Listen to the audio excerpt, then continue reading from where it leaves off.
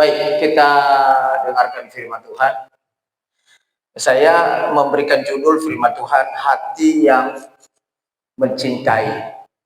Sekali lagi, saya beri judul firman Tuhan, hati yang mencintai. Bicara hati, bahasa ya, hati yang mencintai. Inti dari perasaan, jiwa, dan juga berkaitan dengan batin. Batin itu disebut dengan hati yang mencintai Bapak Ibu Saudara. Nah, kita lihat ada dalam Amsal pasal 4 ayatnya yang ke-23.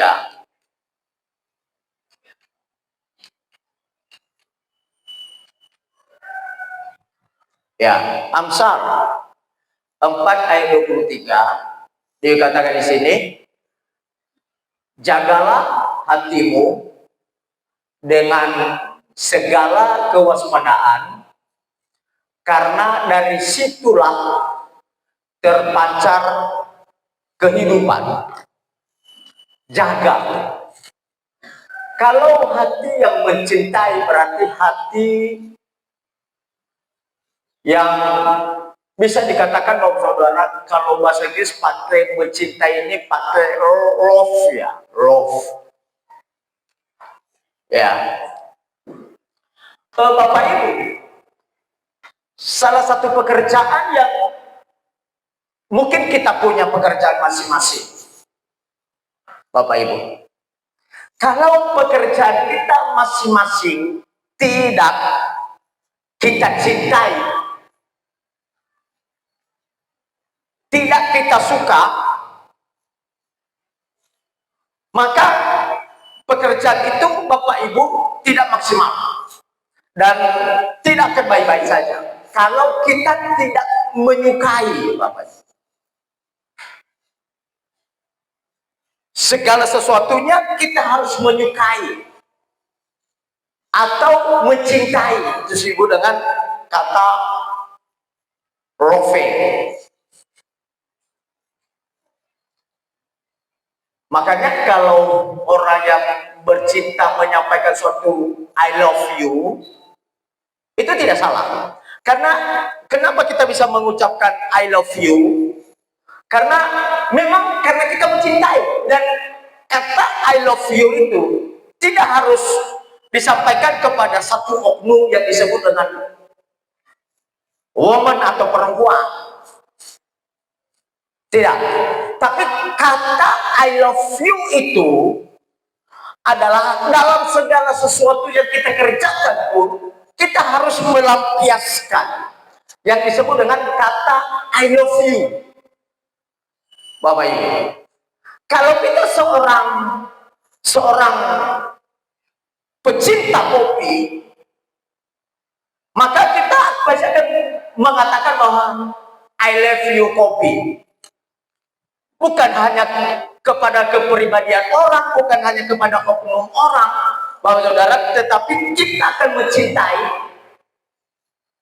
Itu tanda bahwa kita akan mencintai karena kita sungguh-sungguh mengerjakannya.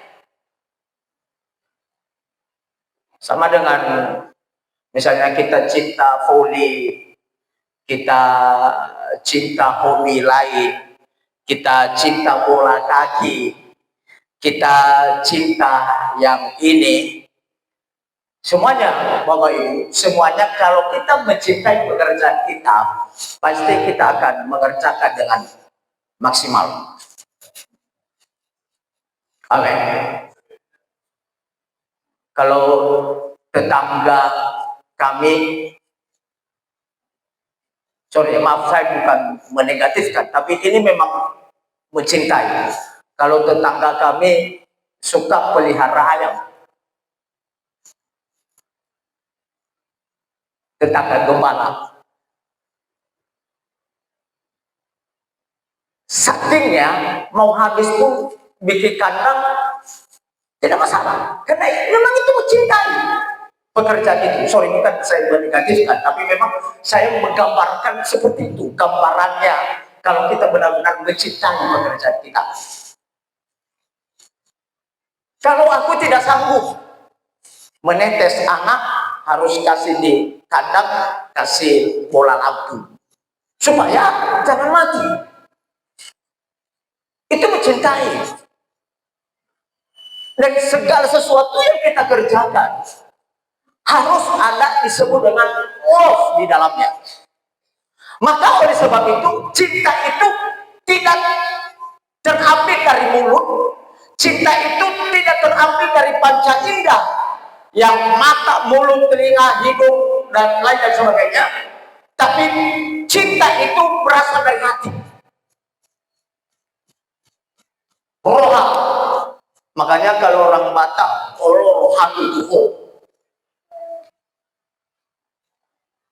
masih doke kalau balikoda.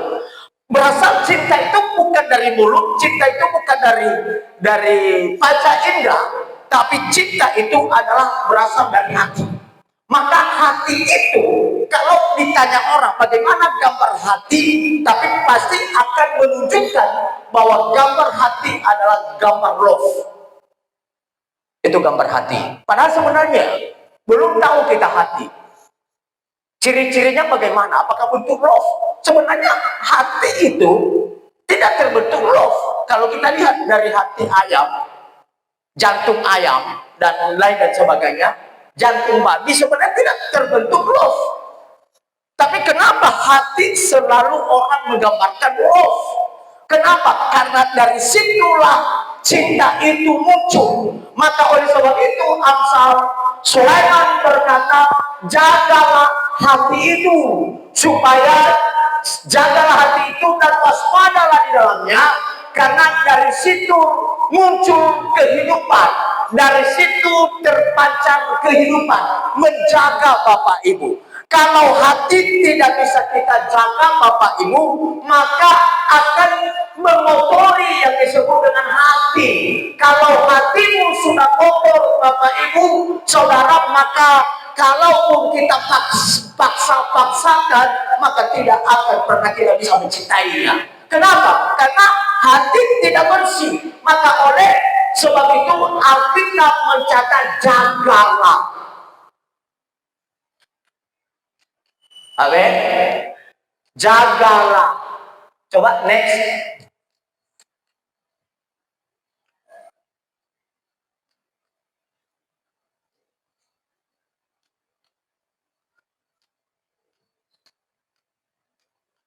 Coba next apa? Ya, hati. Tekan lagi sekali lagi. Baik, hati memiliki dua arti. Bapak Ibu, sekali lagi hati memiliki dua arti. Ini adalah organ tubuh yang disebut dengan liver, yang berfungsi menyaring darah dan memproduksi empedu. Itu hati. Lalu atau pusat emosi. Pusat emosi itu bukan di logika. Pusat emosi itu bukan di pikiran, tapi pusat emosi itu ada di hati. Itu pusat emosi. Lalu di hati itu muncul perasaan dan nurani manusia. Hati sering disimbolkan sebagai pusat cinta, niat, dan kehidupan spiritual. Itu kadang disebut dengan hati. Coba next. Secara kiasan, hati melambangkan perasaan terdalam seperti senang, sedih sebaliknya, senang sebaliknya sedih, atau waspada selalu ada di dalam hati. Maka oleh sebab itu, Bapak Ibu Saudara sekalian, hari ini jaga hatimu. Kalau hati kita tidak baik-baik, bisa saja kita benci orang. Coba next. Ada 3 poin saya akan berikan bagi kita bagaimana tentang hati. mencintai adalah wujud ketulusan, kejujuran, dan dedikasi sering kali melibatkan penerimaan apa adanya. Itu hati. Baru rasa aman serta keinginan untuk membahagiakan baik kepada pasangan, diri sendiri maupun Tuhan. Ini adalah komitmen mendalam untuk merawat perasaan, bertahan dalam hubungan dan memberikan yang terbaik. Hati Bapak Ibu. Amin. Ini yang Tuhan inginkan bagi kita Bapak Ibu, adalah cinta itu, hati yang mencintai adalah mewujudkan ketulusan, dan mewujudkan kejujuran. Dan itu adalah kalau sudah mewujudkan ketulusan dan kejujuran, maka ada dedikasi yang sering melibatkan penerimaan apa adanya. Itu yang disebut dengan kasih apa adanya, bukan ada apanya, tetapi apa adanya. Bukan kita lakukan sesuatu dan berharap sesuatu. Walaupun kemarin karena ada disinggung sedikit soal kasih agape, orang yang memberkati, dan saya, teman pendeta saya katakan, satupun manusia dalam dunia ini belum ada yang melakukan yang disebut dengan kasih agape. Belum. Walaupun pendeta berkata, lakukanlah kasih agape, belum. Yang saya ngerti dan yang saya tahu dalam 4 bahasa Yunani itu adalah kasih yang sudah dilaksanakan oleh manusia adalah hanya kasih philia yang disebut dengan Philadelphia. Kasih balas membalas. Sedangkan orang tua saja kepada anaknya tidak mampu untuk melaksanakan disebut dengan kasih agape. Kenapa saya menjawab tidak mampu? Kebanyakan banyak orang tua kalau dia marah sama anaknya, dia bilang jaya-jaya gelap pakai uang yang gelap begini. Berarti ketika kita bilang itu, maka bukan lagi kasih agape yang kita lakukan. Berarti kembali kepada kasih antara orang tua dan anak. Sitorge. Bukan kasih agape. Yang melakukan kasih agape adalah hanya satu orang, Yesus Kristus. Hanya itu. Tidak ada yang lain. Tidak ada yang lain. Kadang-kadang Bapak Ibu Saudara, kadang-kadang kasih agape ini saudara, kadang-kadang apa yang kita beri, apalagi kita ada di dunia ini, pesta anakku, pesta anakmu, kau undang aku datang.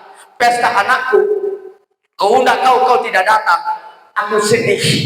Waktu kau pesta, aku datang, tapi ketika aku pesta, kau tidak datang. Itu bukan kasih agape. Nah, Tuhan inginkan kita memiliki rasa cinta. Coba, nomor 2. Next. 2 adalah hati yang mencintai, adalah hati yang merindukan firman Tuhan, menjadikannya prioritas dan bersedia dibentuk oleh kebenaran. Ini melibatkan penyerahan diri total. Yang kedua, yang ketiga terakhir Bapak Ibu adalah mencintai ini adalah mencintai dengan sepenuh hati, bukan dengan setengah-setengah. Karena Tuhan menginginkan hati yang mencintainya secara total, gila-gilaan. Tuhan rindu kita mencintai Tuhan dengan gila-gilaan. Tahu, dengan gila-gilaan, tidak berpikir apa resikonya, tidak berpikir apa yang terjadi, tapi hanya kita mencintai dengan gila-gilaan yang disebut dengan sepenuh hati, bukan berbagi kasih dengan dunia. Kalau istri kita hanya kita cintai dengan setengah, maka gampang saja kita selingkuh.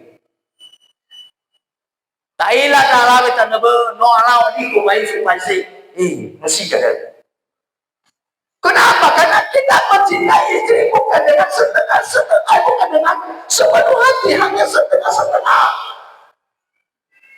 Saya rindu dan itu mencakap Bapak Saudara untuk mencintai sesuatu yang kita kerjakan harus dengan sepenuh hati, Bapak Ibu. Harus dengan sepenuh hati.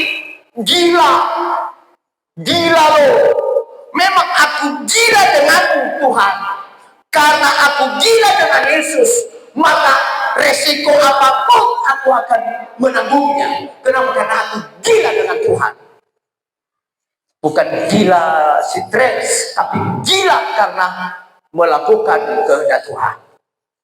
Nah ini yang Tuhan inginkan dalam setiap kehidupan kita Bapak Ibu.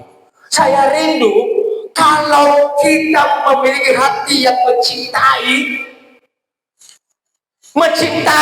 lakukan dengan sepenuh hati, kerjakan dengan sepenuh hati, kerjakan dengan ini Bapak Saudara. Saya yakin Bapak Saudara bahwa apa yang akan kita kerjakan pasti akan maksimal. Amin.